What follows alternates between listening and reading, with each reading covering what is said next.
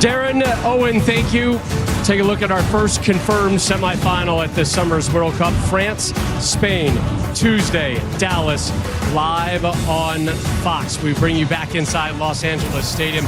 Peter, Mikel, Javier, Rob Stone back here with you. We go back out onto the field right now as we take in some of these post-match images as Spain's unbeaten run extends to 36 straight while they snap Belgium's unbeaten streak at 18 games. Spain, Peter, the better team on the day? Much better. I have to pay credit to Belgium. To lose players like, Tielemans in the beginning, of course Kevin De Bruyne had to come up, and some of the bigger players, Onana in the last game, that's sometimes it's too much for a team. But they did really well today. They took it so long into the game. But my God, when Spain starts to make substitutions, you just know that you're up against it. I mean, the players they can bring up, and especially Mikel Merino. And I said to you, Mikel, this guy has a knack of scoring late goals. And, 1 minute later, he'd scored a goal. I mean, that is just the difference between Belgium and Spain today.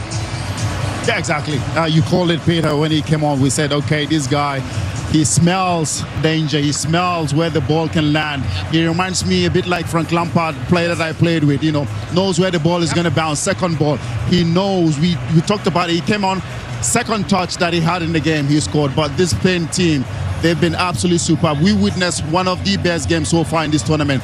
Both teams wanted to play, and they played really, really well. But Spain today, with these fans that they have, if you look around this stadium, the whole place is red. There's so many Spanish fans, and they've given this team, these fans again, what they deserve. They're going on to the semi-final to play France, which is going to be another blockbuster of a game. Yeah, it's going to be an amazing semi-final, no? The first one over there in Dallas. I think another great news about Spain is that Nico Williams came off of the bench. I think he was a very crucial player for them in the Euros that they won. He was fantastic in that left side. Alex Baena has been doing a very good job so far, but I think that's a very good news. But yeah, like Peter said as well, the depth that this Spain national team has, Merino came in, Pedri came in, Nico Williams came in, Ferran Torres, like you can number, and there's other players in the bench that they didn't play that they can have that opportunity as well. So I think the depth of this team, and it's going to compete to the depth of the other team, France, in the semi-final. Exactly. And this was major news. Thibaut Courtois having to sub off with an injury in the 71st minute. In comes Lamine earning, Peter, just his third international appearance. Well, I think, and this is credit to Spain as well, the way that they do the 5 seconds of fury, the way they press. Belgium actually kicked the ball out a lot, and I think that maybe that Courtois just tweaked something in kicking that ball, kicking the ball so much. And of course, Lamine comes on. I mean, he's come to Manchester United. He literally rocked our world. He's done absolutely fantastic. He's so unlucky today. I feel so sorry for him because he's, of course, that shot from Kubasi, he has to hold on to it. He must not give that to Mikel Merino. And had he done that, we probably would have waited for another 30 minutes of this game. Yeah, but Peter, do you think the reason why Thibaut Courtois was kicking the ball all the time so high is because of the way the Spanish team was putting pressure up high on them, not letting them play out from the back, pressing high? And that's what we talked about before the game. They press you high, they squeeze you up there, they win the ball up high, which gives them the chance of getting to the goal very quickly. And I must say, Rodri today, wow, what a player. He's like a quarterback, isn't he, when you talk about an NFL? We've seen him do that so many times. He doesn't give the ball away. He controls the game, the tempo of the game. He dictates everything that happens in this Spanish team. Definitely, Mikel. What a team they have, this Spanish team. I think they might go all the way, but wow, what a game is going to be against France. What a semi-final. Yeah, we keep repeating it. Look, we say over there, France against Spain is going to be an amazing semi-final. And adding about that description of Rodri with the ball, as well the work that he does without the ball.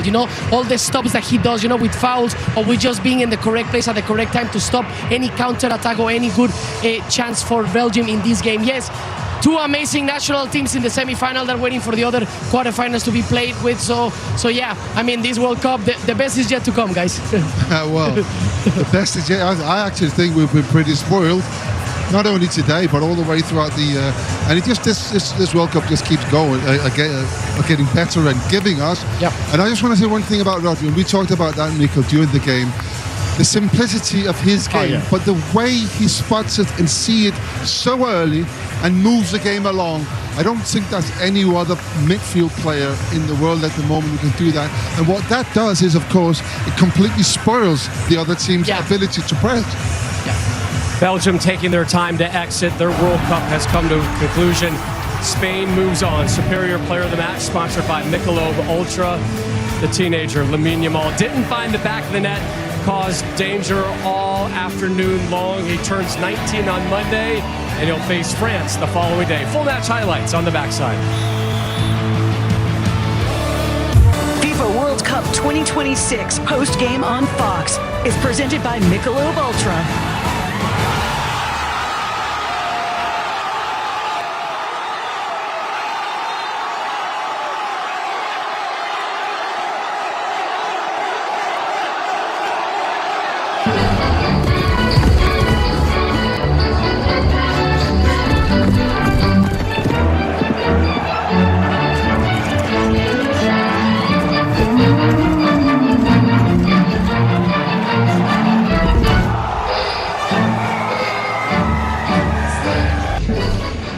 Have any of you guys ever run with the Bulls? I wouldn't want to try that. No. That was so funny. Whoever came up with that, well done. That is hang a left real fast and get on out of there. Glad you're back here with us inside Los Angeles Stadium. Rob Stone, Javier Hernandez, Mikel John Obi, Peter Schmeichel with you. Second-ranked Spain in their first quarterfinal since winning it all in 2010. Again, saved it for late to move on. And again, the stars were out here in L.A. Yep. Penelope, Noel, Brad, and of course the teenager, Lamine Yamal. First goal came in the 30th minute. And now again, Rob, this combination that we saw all game in this right-hand side here between Yamal and Pedro Porro here. Again, the shot from Olmo. And the guy who was there, Fabian Ruiz, to score the opener. Spain 1-0. Yeah, great play from the right side. You know, Olmo could have scored, then good save, and then the rebound luckily happened to come to Fabian Ruiz. Both goals from midfielders, you know? Yeah, and Same both goals position. off rebounds as well. Rebounds as well, yes. Spain had dominated the first half, but then this breakthrough moment for Belgium in the 41st. Yeah, amazing play. And then De Bruyne said to Castagne, first touch cross, amazing. And then Catelar over there with an amazing header running at the first post, celebrating a little bit like Vertonghen, you know, in the past, a legend for this national team. A great header and a great goal. The first goal that Spain conceded in this But World Chichi, Cup. what about that pass there, that first touch from Kevin De Bruyne? Amazing, so simple. You know, the first touch cross from Castagne as well. We had to wait until the 61st minute for something else to happen. And Lamine Yamal, player of the match, again, you know, it's not the most difficult shot, but again, it comes off the goalkeeper. And Thibaut Courtois, we don't know why, but all of a sudden he sat down. There's something wrong. Maybe it's his thigh, his hip. And Cedric Lamens, Manchester United's goalkeeper, is coming on for his third game. Now that played a big part in what happened in that game. Because as we see here in the 88th minute, Kubasi gets a ball. He has a shot from 25 yards. Goalkeeper should really hold on to that. Very unlucky for him to do that. You see Thibaut Courtois not too happy. But Mikel Merino, as we talked about, Mikel. You knew it, Peter. You knew it. Super sub, you know. So Merino scoring that 1 minute and 57 seconds after he came on. Remember, had the game-winning goal versus Portugal in 90+1. Got that one in the 88th minute. One more chance here for Belgium. Yeah, a play where we think the goalkeeper could have done better because he doesn't need to go out Unai Simon. So, and then it's very difficult to score from there. Very difficult. 3 players going over there. Your angle, it's very, very narrow to score. He's not left-footed, if I'm mistaken, Alexis Salmaker. So it was a clear chance. He could have had another touch, cross, something, but he tried to put the ball in the back of the net, but he couldn't. It was very well done by the Frenchman Laporte. Well, actually, he's back. Yeah. He's gonna play France now, isn't he? Again. Speaking of that, Spain and France awfully familiar with one another. They met in the semis of both Euro 24 and last year's Nation League. They meet again in the last 4 of a major tournament Tuesday in Dallas. We'll look ahead to that one after the break.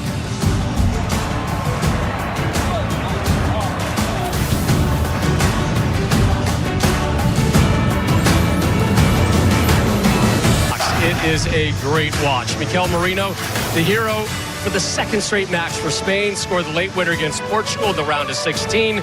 Does the same to Belgium here in the quarterfinals. So Spain sets up a semifinal date with Kylian Mbappe and France Tuesday in Dallas.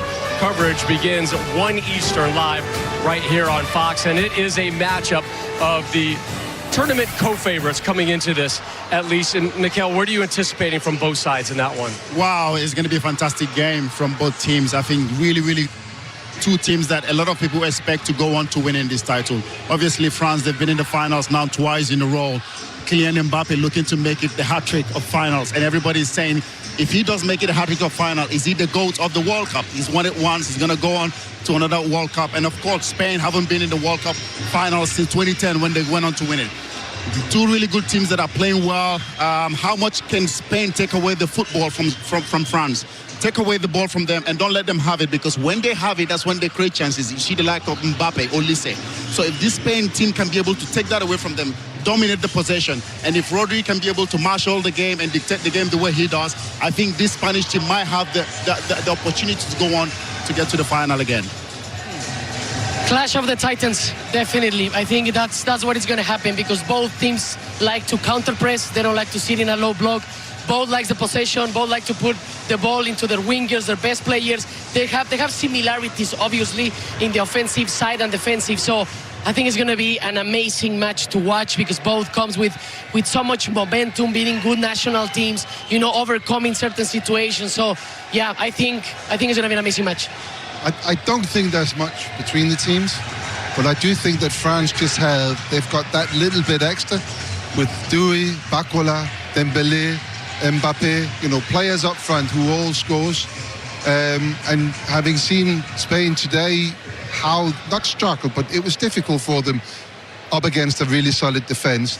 And you're kind of wishing for someone like Lamine Yamal to maybe be even more dominant. But having said that, he's progressed over the tournament. He's become better and better. Again today, he plays a full game.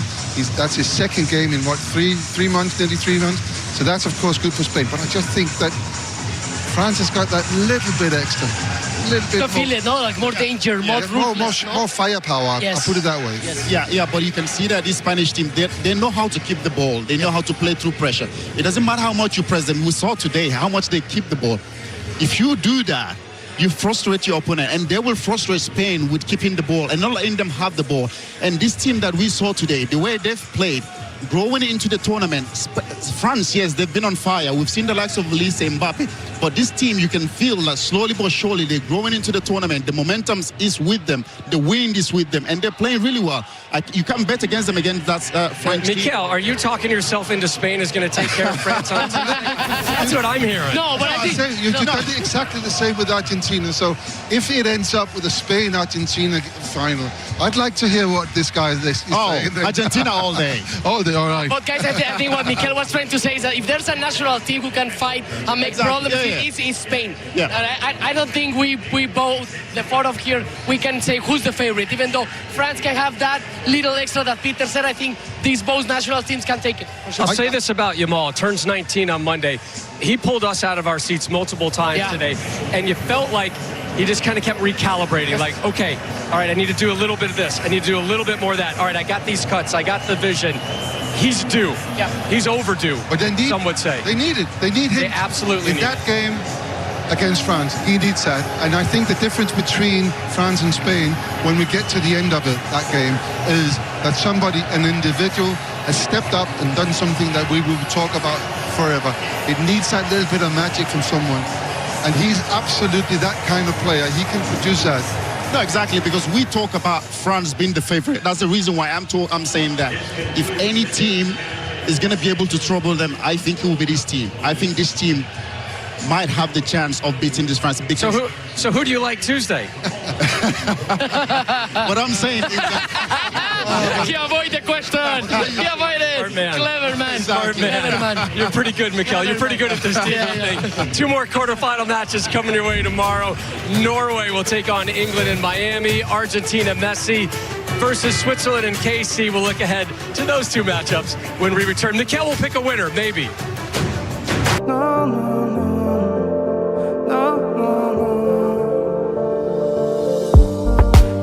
не забывай, мой потерянный рай, что в тебе таится малая. Но не забирай, пока небо сохранит тот май в ней, пока в небо еще сил набрать. Те стены забудут последний февраль, мысли